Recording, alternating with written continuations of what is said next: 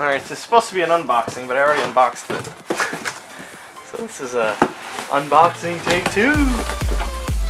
What do we have here? Oh shit. Oh shit.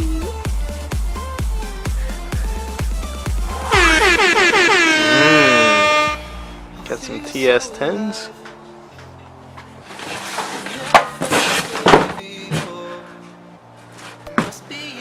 These are the 18 by 9.5 plus 38 offset. I got these on eBay for $240 shipped, which is really good because normal websites you'd get for $260 shipped. And these are storm gray. They look silver. They just look a little bit darker than regular silver. And they definitely don't look like the OEM color at all, which I can't stand.